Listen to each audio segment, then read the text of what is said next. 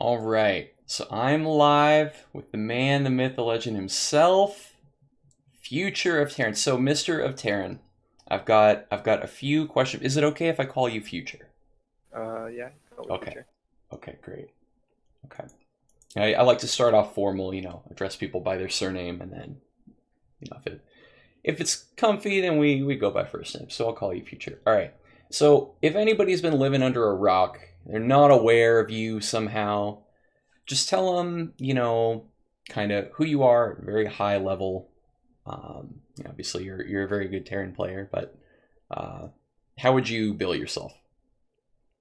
Um, I'm just another North American Terran player who just tries to bring consistency to the NA scene. Cool. I love that. Awesome. Um, and then, so here's one that I actually don't know. How did you just initially get into StarCraft 2? This is like, I think, interesting for old guys like me, because like most of us, our story is like, oh, well, I played Brood War as a kid, whatever. Then I, played StarCraft 2. But like people don't understand how the younger generation picked up StarCraft 2, so I'm fascinated to know this one. I'm I cut out a bit. Can you repeat the question? Ah, sure, yeah. So the question is basically, how did you first pick up StarCraft 2? Because like for me, it was, I played Brood War, but like that probably like was born when you were or so, right? Yeah, a little bit before I was born. Um, just like my brother-in-law was living with me. Like Hmm. he was living at my parents' house for a bit. Just things happen. And when he was gone at work, he would let me play the Heart of the Swarm beta on his Uh-huh. computer, and he played Terran, so I just kind of played Terran. Nice. That was just Okay. kind of how I did it. And then also around when the game actually got released, Heart of the Swarm, it was 3 days after my birthday, so he just got the game for me for my birthday. Nice. Like I knew the game a bit in Wings of Liberty, like I played a bit of arcade, but that was about it. Okay. Yeah, that makes sense. Um, so this is probably a weird question, but like, when did you realize you were really good at StarCraft? Um, I'll let you know when I figure that out. So you still don't think you're good? No, I not yet. Okay, fair enough. Fair enough. Um, so I mean, it's not the answer I expected you to give, but obviously, even if you're not going to admit that you're good at the game, you certainly are, you know, pretty invested. You spend a lot of time playing it. You're traveling to events and tournaments and stuff. So, what does your family think about that? Um, I mean, before all that, it was kind of so-so. Like Hmm. it's kind of like, you're gonna have to grow up. You have to go to college. But more so now, I think all my family are very supportive and they're like really happy for me. Nice, nice, So nice. it's it's a overwhelmingly positive experience. And it's kind of Cool. gotten to the point where I need to choose who I take to an event because it's Mm, also like a nice vacation for them. And sure, it's yeah. kind of like a nice bonding experience like that because I have a lot of older siblings. Um, Cool. so it's nice right now. It's good. Yeah, that's awesome, dude. How many older siblings do you have, if you don't mind my asking? Um, I got a few. I got a few. A few. Okay, fair enough. Fair enough. Yeah, I mean, I got to imagine, once those pizza winnings from the Pizza Pie Weekly start showing up, things probably turned around the household, right? Yeah, it's kind of nice just get a free dinner. Okay, so this one you're gonna groan at, but I have to, as the interviewer, I have to do my job and ask it, right? So anytime the subject of you comes up, right, everybody always, brings the comparisons, Clem, Raynor, Goblin, right? It's, oh, these young guns, they change the rules of WCS for these guys, whatever. Does that ever get tiresome for you, or do you mind it? um, it's a difficulty because like I kind of have to accept that Raynor's like 2 tiers above, and then Clem's probably like a tier above. And I think I'm on par with Goblin, Mm-hmm. so it's kind of a struggle accepting that, but it is something you just have to accept. Like you can't compare yourself to other people. You have to compare Sure. yourself to who you were last week or who yourself were, like who you were last year, last week, last month. Mm-hmm. I don't think it's healthy to compare yourself to other people. So it is a struggle, but you know, you have to get over it. Yeah, yeah, that makes sense. I mean, I think it's good both that you can acknowledge that that dynamic exists, but then also kind of find a way to be like, okay, let me just do me, right? Let me just try to improve the best way that I know how to. So along those lines, you are now teammates with Goblin, right? You got picked up by Infinity Gaming one day into your free agency. Hmm. So is that kind of fun then? Being given that there is this sort of dynamic of like the four of you guys always being talked about, the now two of you are on the same team. Yeah, I mean, Goblin's a cool guy. I think we're friends. It's cool. Hmm. It's not much more than that. Yeah, standard teammate stuff makes sense. Yeah. Cool. So okay, along those lines, how did the move to Infinity come about? Like, did you approach them? Did they hit you up and say, "Oh man, we gotta snap Future up right now"? Like, how did that work? I was reaching out Mm-hmm. to a few teams, and they were interested. And we kind of continued talking, Mm-hmm. and we Nice. came to an agreement, and it's good. I'm looking forward to this year. Yeah, that's awesome, dude. There was, I was asking a lot, publicly, Discord, Twitter, etc. And a lot of people were really curious about that. And then they also kind of like wanted my take or like, Rise as a group of teammates of yours' take. So I guess I'll comment on that briefly. This is weird because I'm the interviewer technically right now, but yeah, I mean, from my perspective, at least I won't speak for anybody else, but obviously when you're like winning cheese and you have the jersey on that I wear when I stream and stuff, like that's a hype moment, right? Like I was literally yelling in my car at the radio because I had to drive to like a Christmas thing, but I was like listening to the matches as they were happening. So like that was hype.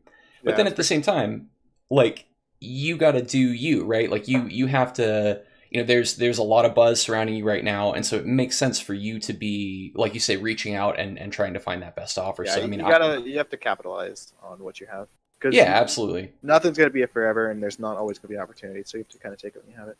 Yeah, totally. So I mean, from Because my these things take time. perspective, it's like it's bittersweet, but like mostly I'm just psyched for you. Is kind of like my take on it. Yeah, I appreciate that. Thanks. Yeah, for sure, man.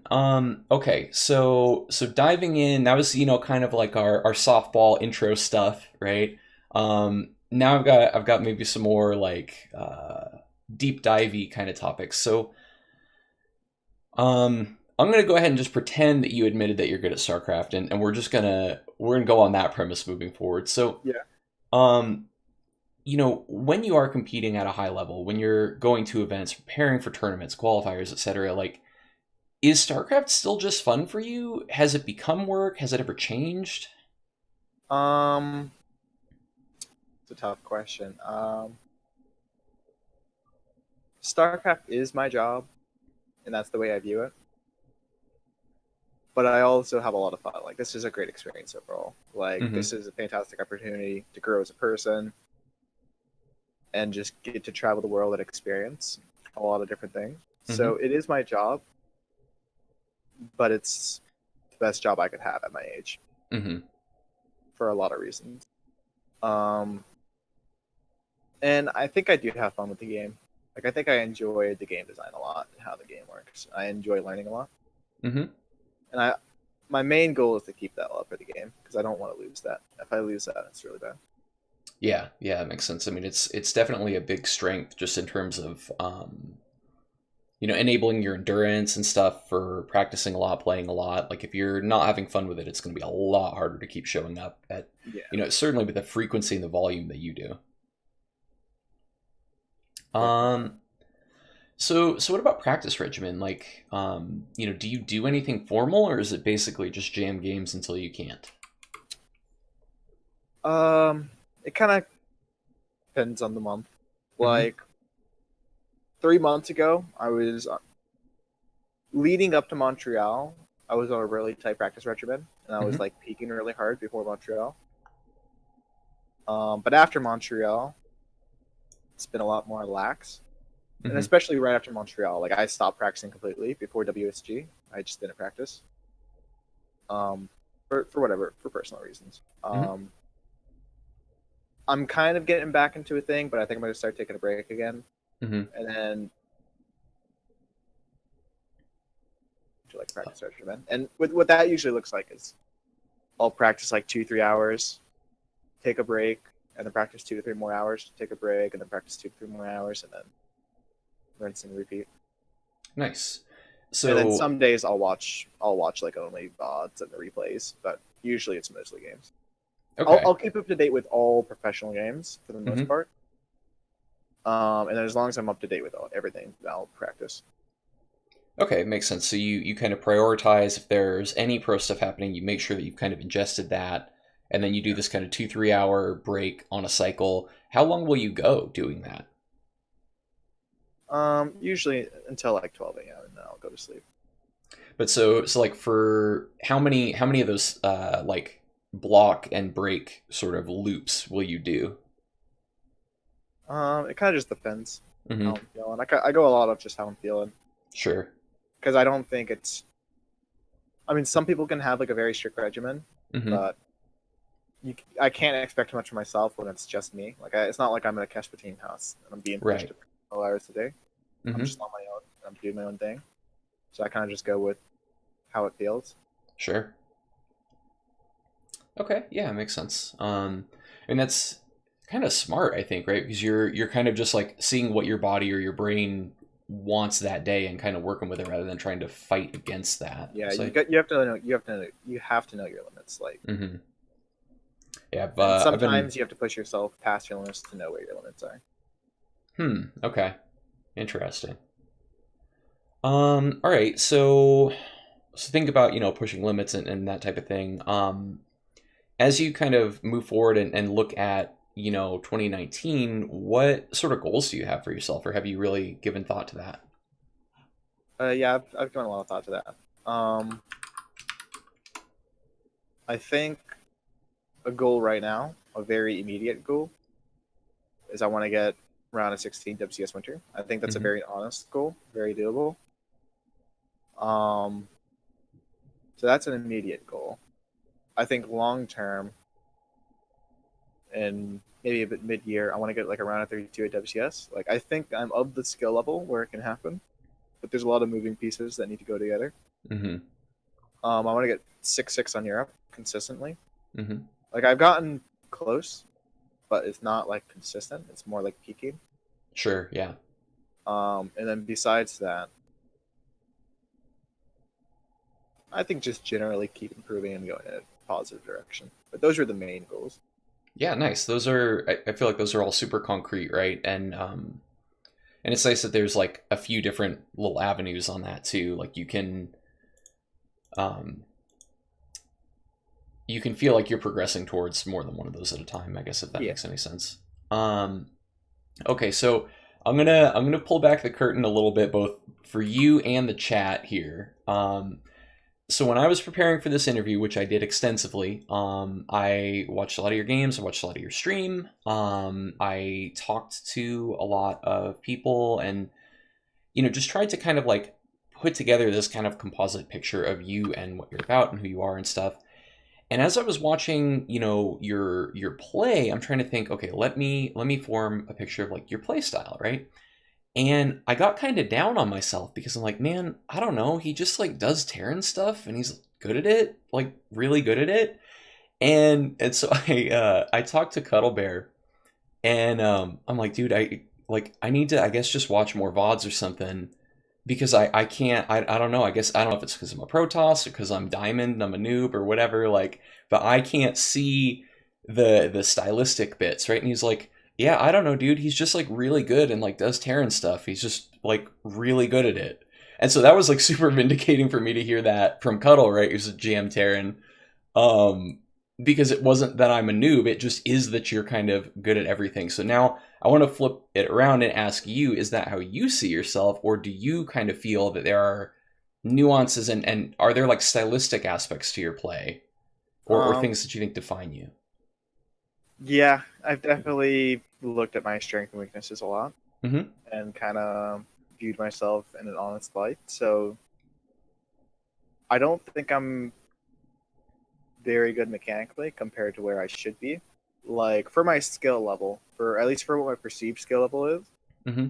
I'm not that good mechanically. Okay. I think my game understanding though is very strong. I think my game understanding and knowing what to do in what situation, and my ability to play under heavy pressure, Hmm. mixed with the fact that I know how to abuse X player very well. Like I think my main strength is as a tournament player. Like I know how to play to each opponent, Mm-hmm. and I could play underneath pressure. But I think my overall like raw skill is below where my tournament level is. Interesting. Huh. But I think I'm very diverse. Like I can do a lot of different things. Yeah. Yeah. Okay. So that makes me feel better, right? Because I wasn't It's like the like. opposite of Klim. Like Klim is like just basically thermal, where he's just really sick good mechanically. Mm-hmm. I mean, I could be talking down a lot here, like just from what I've seen, but he is very good mechanically, and I'm kind of the opposite. No, I mean I don't think it's out of line. It's your observations, right? Like if you had said that I was wrong or that Cuddle's opinion of you was wrong or whatever, it's just what one person has seen. Printf is in the chat. He's asking if you can clarify what specifically you mean when you say mechanically. Um, I think just like raw multitasking Mm, and doing every little thing in your build perfectly, and you're just like a little bit faster. mm-hmm. Like it just is very small things. Like it's nothing big. It's just like all the really small things, like being a little bit faster, a little bit stronger, a little bit tighter with your builder. It's kind of what I'm saying mechanically. Yeah, yeah, that makes Like I sense to don't think the me. control is I think my control is good, but my mechanics are lacking a little bit. Okay, I gotcha. So it's more that you're kind of gaining those edges on the sort of strategic aspects that you're Yeah, talking about, whether it's tournament preparation, preparing for the player, or strategic understanding of the game, making choices within the game that leverage your mechanics as best you can to kind of gain those edges. yeah. Like I play a lot like Ty. Ty's my favorite player. Okay, so good. That was exactly where we're going. You predicted my note sheet. So the question as written here was like, is there a player you look up to or try to model yourself after? So obviously, it sounds like the answer to both of those is Ty for you, right? Like Yeah. you think you naturally are a bit Ty-ish and you want to be more like that? Yeah, I think so. Okay. Um, do you feel you kind of how do I want to put this? So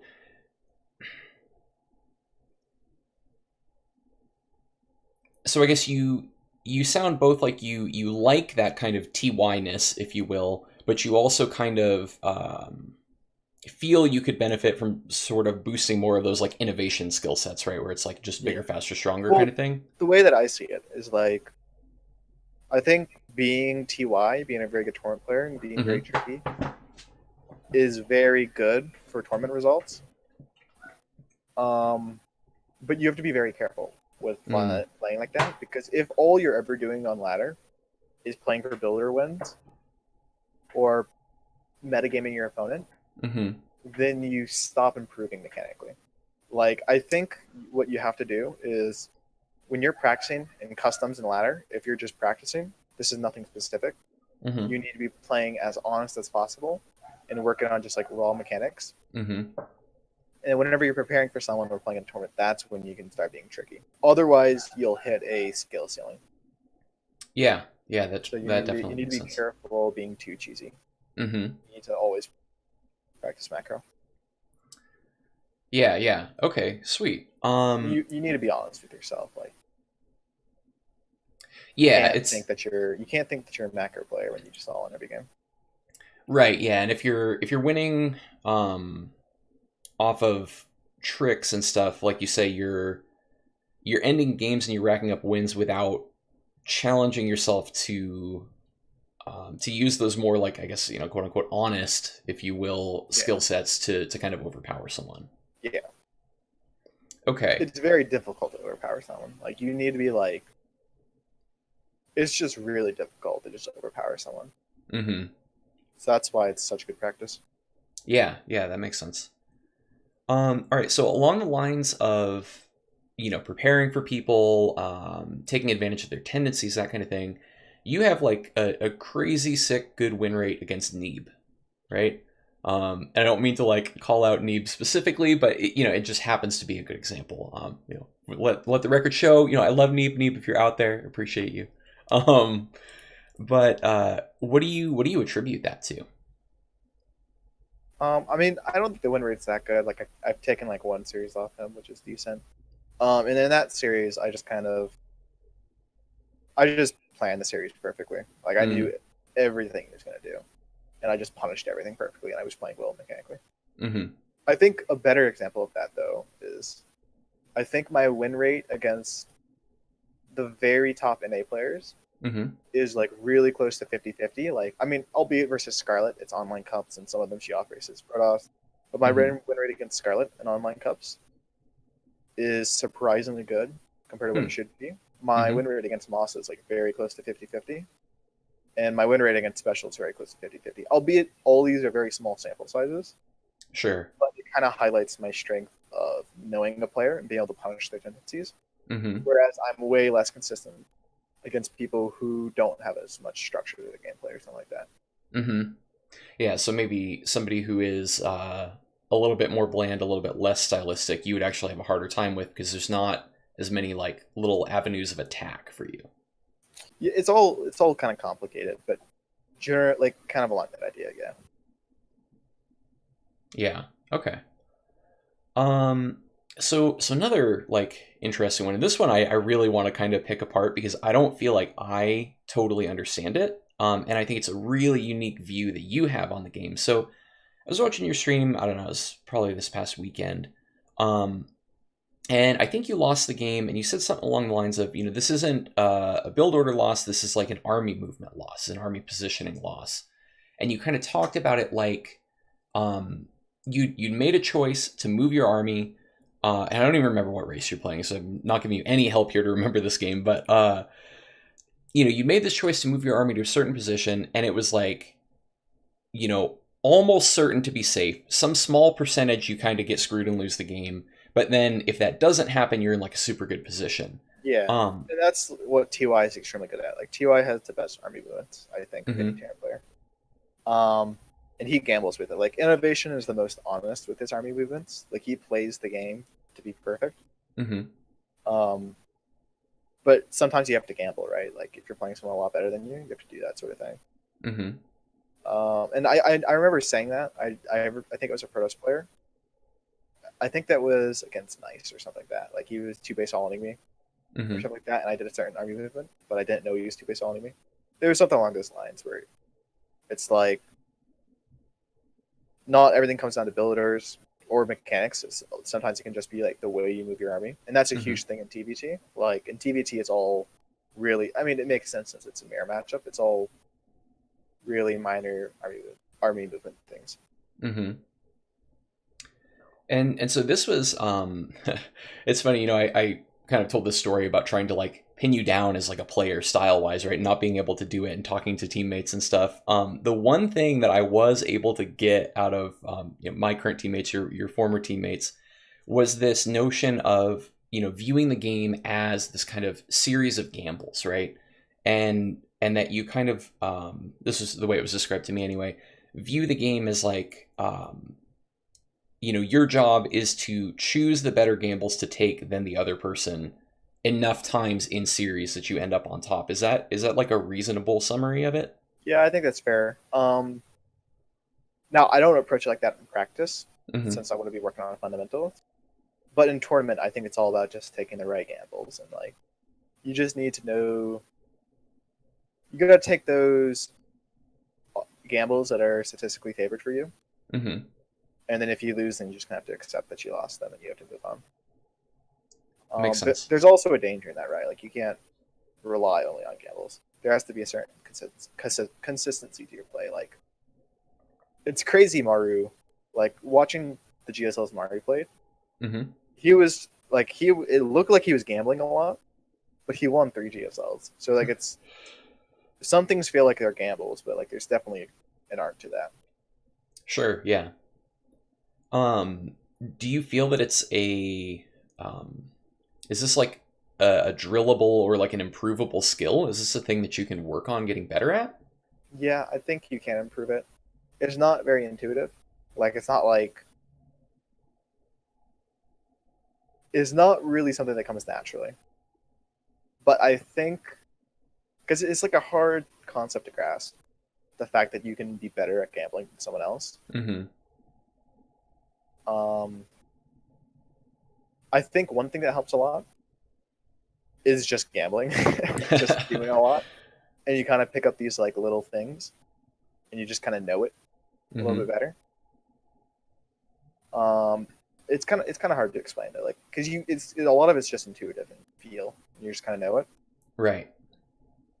Like versus special, I gambled him so much, and I like always won every gamble just because I knew exactly how he's gonna play. Mm-hmm. I mean, I didn't know he was gonna play that way, but I kind of knew, right? Yeah, yeah, that gut vibe. Yeah.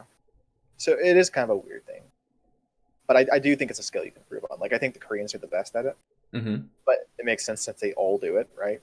So they're better at it. Hmm. But See, there's not really there's not really something you can point to why they're better at it. It just is. Huh.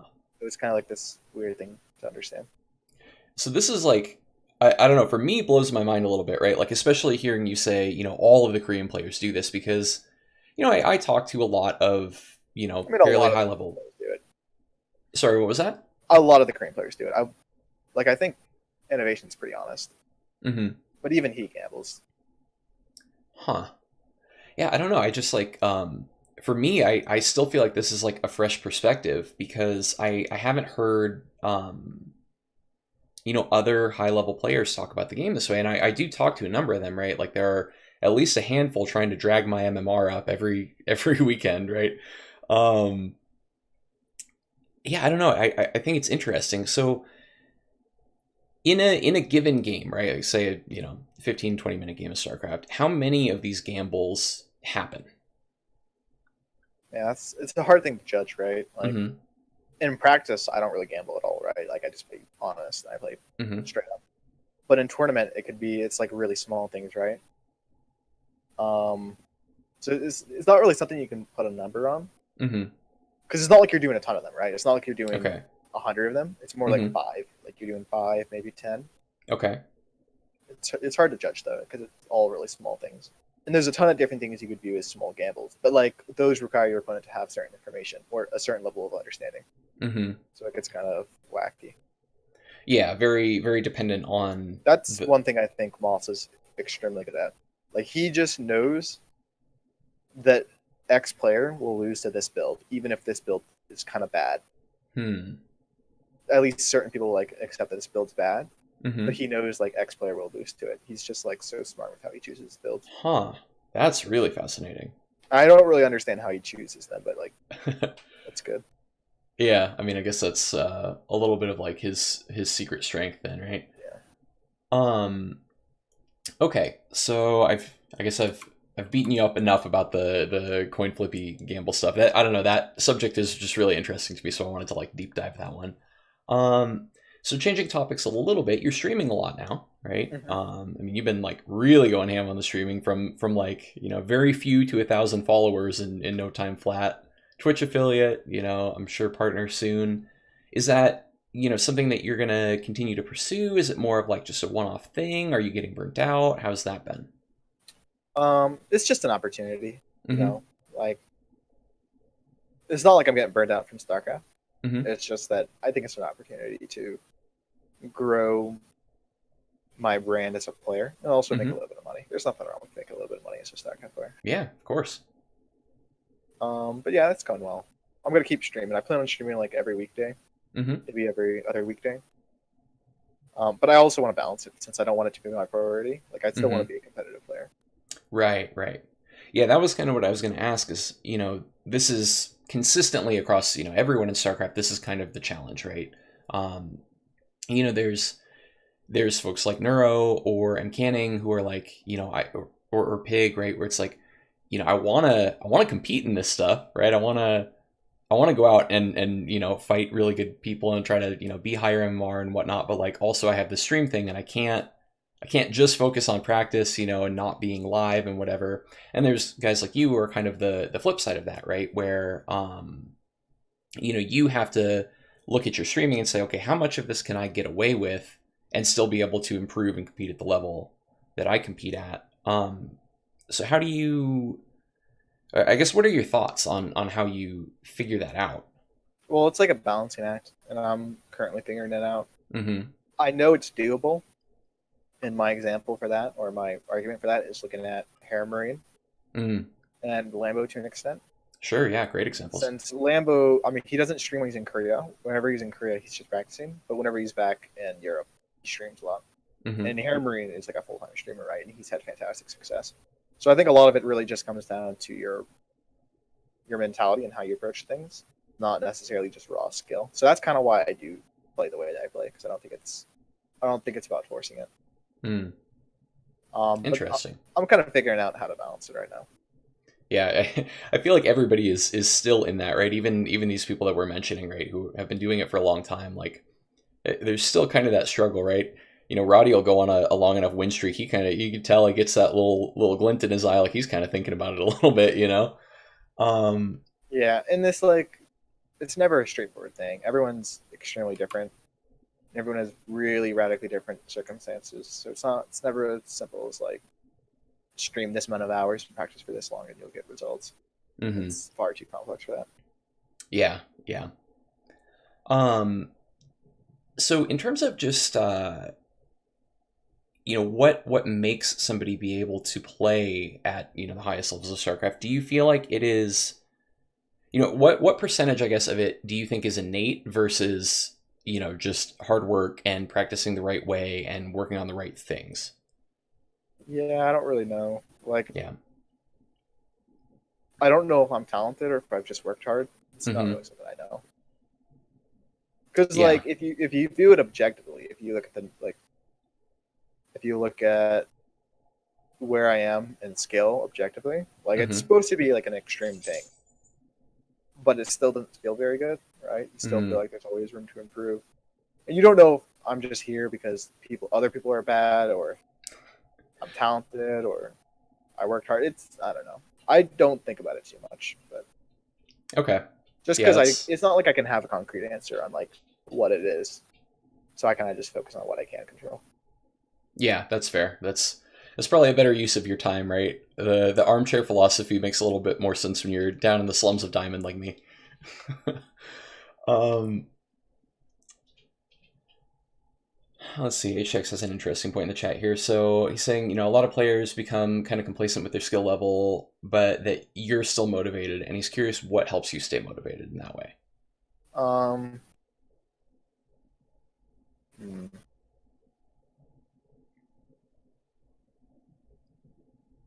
I think a big thing is I know this is a fantastic opportunity, as I said earlier, to grow as a person and also get to experience new things and new ideas. And I value that a lot. So that motivates me to take it seriously. Mm-hmm. And I think besides that, winning's nice and getting the results is nice. But I think there's something Neep said. It was like, I wish I could quote him, but he's constantly working on himself as a person through StarCraft.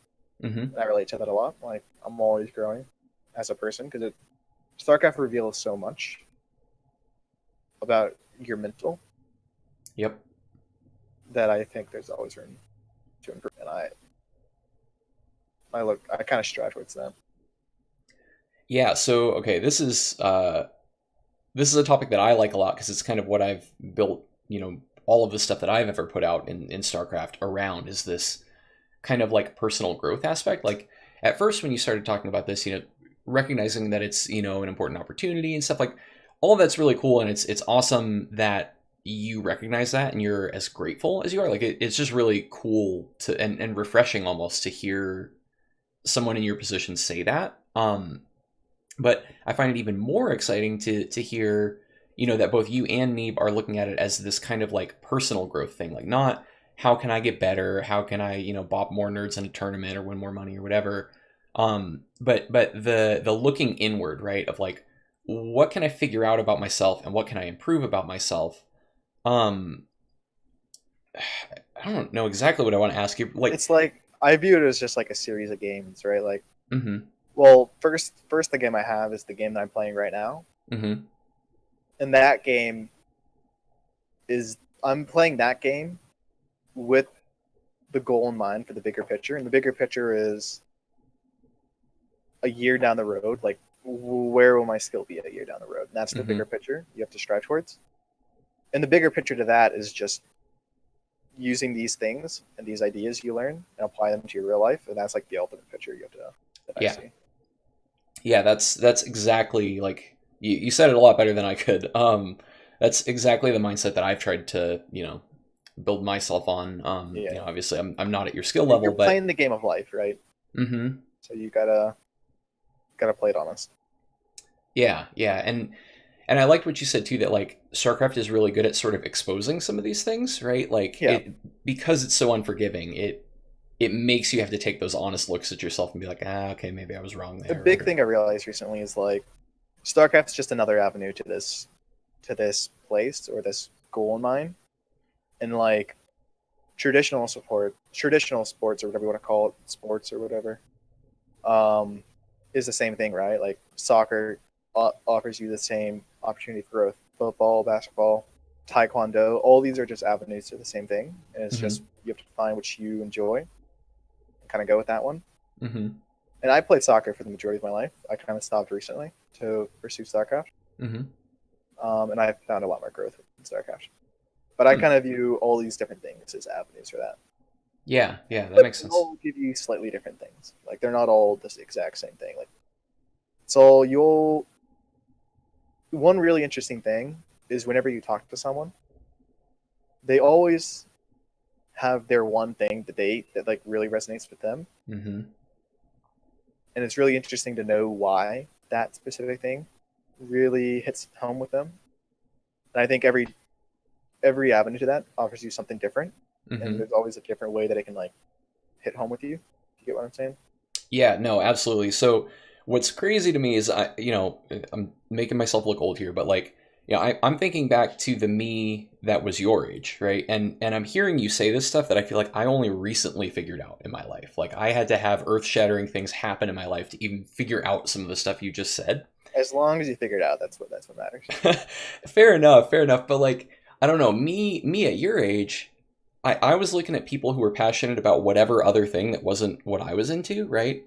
And I would try to be like, no, you're wrong, and here's why, right? And I would try to have the argument, and like, that's so pointless and stupid compared to what you just said, which is like, okay, explain to me why you're passionate about that thing. Let me learn why it's cool and interesting, but then also the other piece of it that you said, which is what are you getting out of it? What interesting growth avenues is that letting you access, right? That are maybe unique to that thing that you're passionate about. So yeah, I don't know. I feel like you're way ahead of the game in that regard, or maybe Yeah, I'm really behind. I'm definitely fortunate. Just gotta make the most of your situation. Yeah, makes sense. Okay, I got a fun one. You have been called by many a StarCraft 2 arcade bourgeois. So let's talk about the banjo status. At what point did you begin dabbling in arcade? I mean, in Wings of Liberty, I played a bit, right? Mm-hmm. And I played Warcraft arcade all the time. Mm-hmm. Like whenever I was like 5, 6, 7 years old, I would play a ton of different tower defense games. Mm-hmm. I would always try to play Dota. Like my older brothers always played the original Dota, and they would never let me play ranked because I'm bad and it was really competitive. Like Sure. they set out this goal for me that if I could play a full AI game and have a perfect KDA, then they would let me play a ranked game, and I could never do it. Like I would always do so well, and then I would just have this one moment of weakness where I would just the worst decision making ever. And I was like, it really hurt me because I would do it so much. I just want to play ranked. Besides that, I've just always played a ton of arcade in those games. Like, Mm-hmm. so I don't know, and I kind of view it as like a new opportunity to improve and take these ideas, and I kind of like improving, not necessarily faster than other people, but that's also like a measuring thing. Mhm. Like my ability to improve or learn something faster than other people. It's Mhm. kind of like not something I take pride in, but confidence in, like being able to apply these ideas to different things. Mhm. That's kind of why I enjoy playing arcade, because I get to do all these different ideas, and also some of them are actually good for practice, Mhm. or at least they have overlapping things for practice. Sure, yeah. I mean, in almost all of those, at the very least, you're drilling mouse aim, right? If Yeah. nothing else. But as you say, depending on the game. Um, huh. Okay. So yeah, I mean, I have to imagine that gave you a leg up because you were doing that for many, many years before you were doing, um, Yeah, competitive Legacy of the Void, right? I've always been a gamer. Mm-hmm. My older siblings, or my older brothers specifically, we we would have Nintendo, GameCube, and then we went into Xbox, then Xbox 360, and then after Xbox 360, we kind of went over to the PC. Mm-hmm. But I've been playing console games and games for just about my whole life, Sure. Yeah. and I've always been extremely competitive with my older brothers.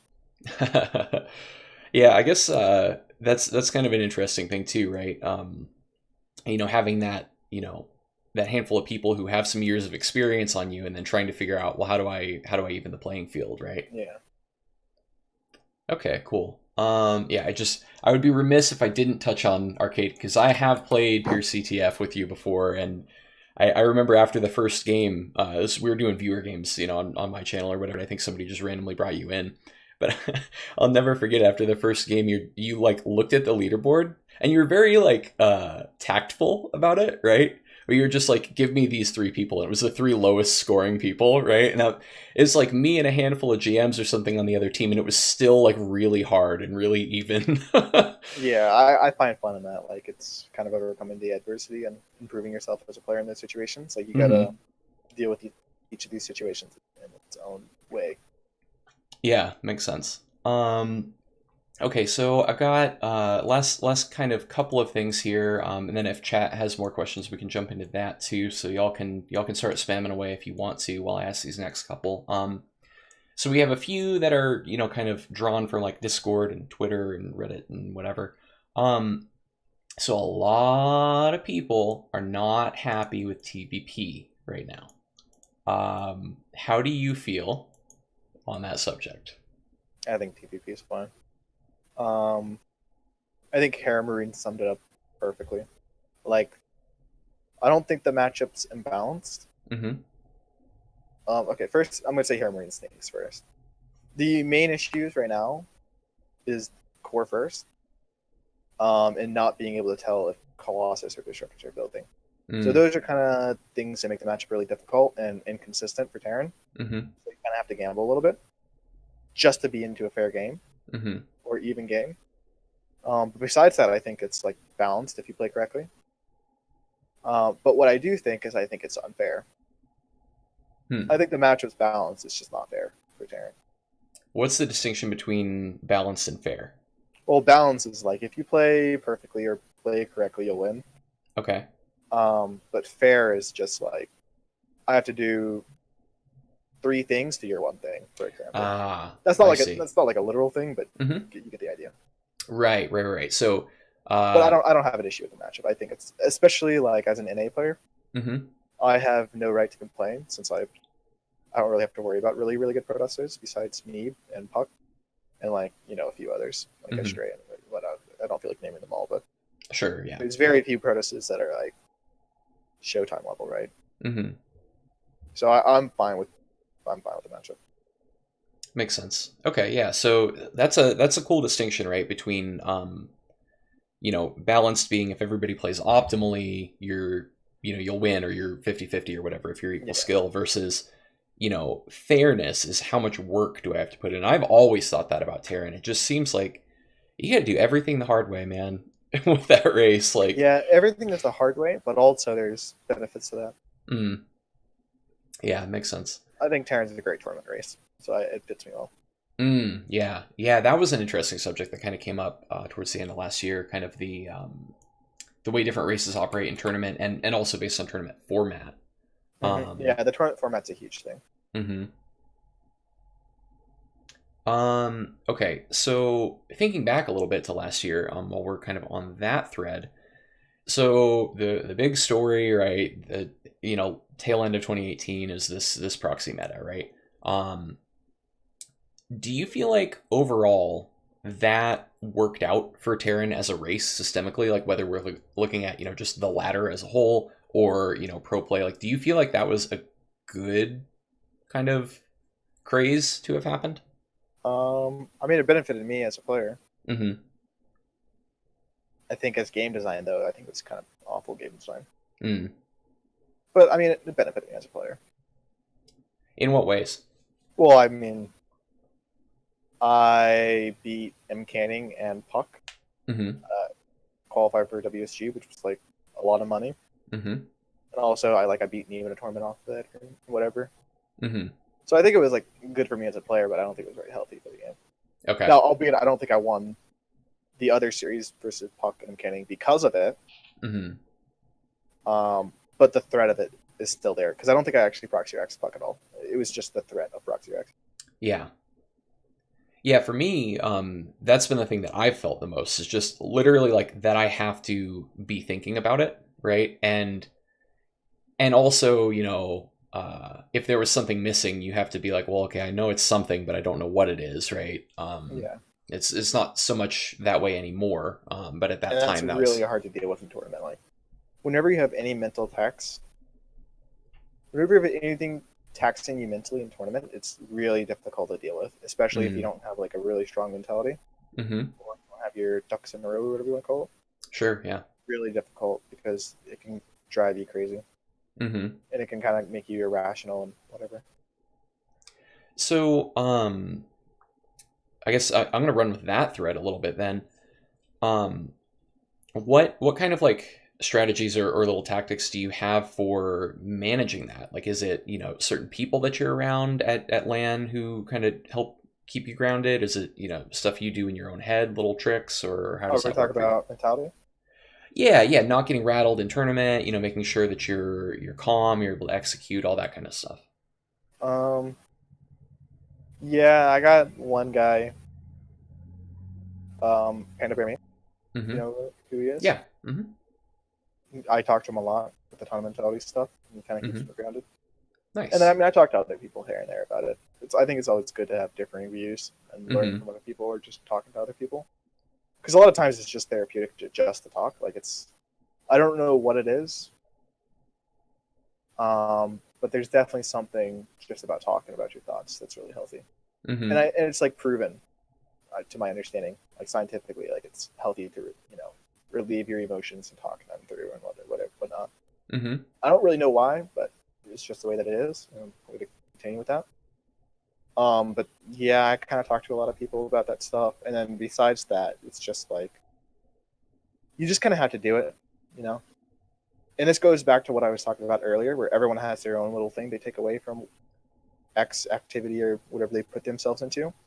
The way I view things is like you just got to do it. Like there's not really another option. Like I have Mm-hmm. all the information. Like I know what I'm supposed to be doing mentally.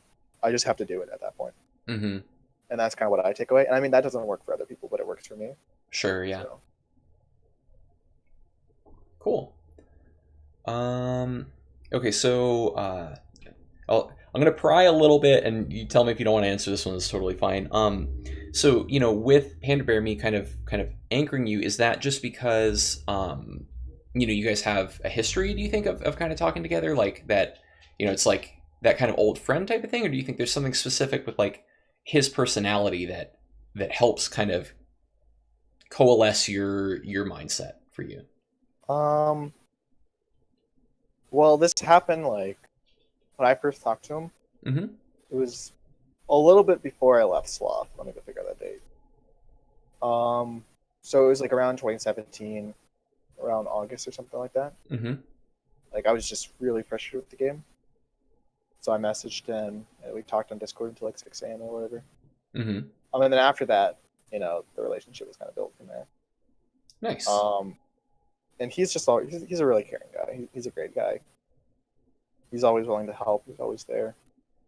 And also like his personality and his Mm-hmm. struggle, I can relate to it a lot. I think we're similar Hmm. We're different but similar in a lot of ways, so kind of just works. Gotcha. He's a great guy though. Like he's read a ton of mentality books. Huh. Nice. Okay, so there's another man. You're just like you're doing this interview for me right now. Okay, so mentality books. What do you like along those lines then? Well, right now I'm reading The Mental Game of Poker, Mm-hmm. Yep. and I think that's from Jared Tendler. Yeah, I actually read that one last year.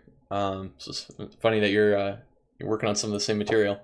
Yeah, it's a great book so far. I haven't gotten through the whole book, but I've gotten through like one third of it, maybe like two fourths. You know, I'm Mm-hmm. getting through it slowly but surely.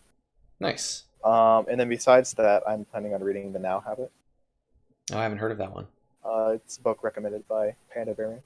Okay. Nice. I'll have to check that out. Okay, so and the next obvious question, right, that all the StarCraft nerds are gonna wonder is like, well, how do you find the time to be, this top tier NA GM competitor and also be reading books? And, I assume you do some other stuff besides that, right? Well, like Um, I used to do other stuff, mm, but I kind of just focused. Like any other activity mm-hmm. outside of school, I kind of shut out. Okay. Like as I said, I used to do sports. Mm-hmm. I used to be a lot more social, but now it's a much more lonely life. I don't know, Sure, yeah, yeah, totally. but it's what I want to do. So Mm-hmm. there's definitely a lot of sacrifices you have to make with it.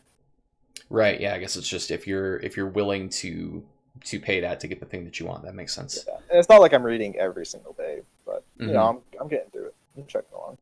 Makes sense. So you essentially kind of cut out the quote unquote extra stuff and the socializing and whatnot Yeah, to make room to train and do all that. yeah. Do you still work exercise into your regimen, or has that kind of gone by the wayside as well? Um, I mean, I do push-ups, I guess, but that's about it. I don't really. I Uh huh. should be more proactive with it, but I'm lazy. It's yeah, it's hard. I feel you. Yeah, but Um. like there's some really easy things I can do. Like I'm doing push-ups, which I don't really know if it's good, but I do it. Hmm. And what I really should be doing is going on bike rides. Like there's nothing Mm. stopping me. So yeah, So, that's my uh, exercise. funny one in the chat here while we are talking about exercise. So the Steve is asking, what cheese gives you the warmest fuzzies when it works? Hmm.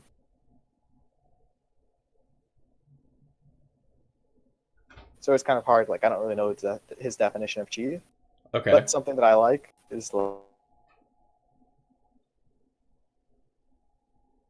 Uh-oh. I think we it's. lost Future's audio. Oh wait, he's back. He's You back. still have me? Yes, yes, but we didn't get When whatever you just said. I like it when it's something so dumb, but it perfectly blind counters. Of course, there's all information what my opponent's doing, Mm-hmm. and it's just like really dumb things that should never work, but it works against this one player because I know exactly what they're going to do with the X units. Mm. Those are those are nice. Yeah. Okay. Yeah, that makes sense. That kind of that sounds like the type of answer you would give right after, what we were talking about with this sort of like TY like quality and Yeah. and kind of trying to exploit people. Cool. Any other questions for the chat? I'll kind of open it up for y'all. We've blown through everything that I wanted to ask. I feel like I learned a lot. So while we wait for that, I want to thank you, Future, for taking the time to sit down. This has been super cool for me. Like, really enlightening. Just not only the within StarCraft stuff, right, which you definitely taught me some things there with your outlook, but also just the outside of the game stuff, the game outside the game, as you put it. I think that's a really interesting outlook, and for me that makes you a lot cooler as a player. Obviously, like I said, I have in the past yelled at my car radio hoping you would win, but I'm an even bigger fan now than I was when we started doing this. So, thank you for sharing that outlook and for taking the time out of your day to sit down and do this. Yeah, I appreciate it. No problem. Same to you. It's always great having long form conversation or interview, whatever you want to call this. I kind of view it as Yeah. a conversation. It's been good. Yeah, awesome. I'm not seeing more, so I guess I'll leave it here. But thank you again, really appreciate it, and I'll definitely be rooting for you the rest of 2019. We should plug stuff for you though, right? In case people out there in YouTube land want to see this. So, Twitch, you're what, Future One, right? Yeah, I stream on Twitch on Future One. Follow me on Twitter, Future Apparent. And also follow my team, IXG. I don't know their exact Twitter handle, but I play for Infinity Gaming. I will get it right now. I will get it right now. We've got time to do this. Infinity Gaming, look at that. You're getting your money's worth out of my boy right now. You're getting your money's worth. We're going to do the plug. It's IXG Pro. Boom. There it is. All right. I will have all those links below on YouTube as well. They're in Twitch chat right now. Thank you again, Future.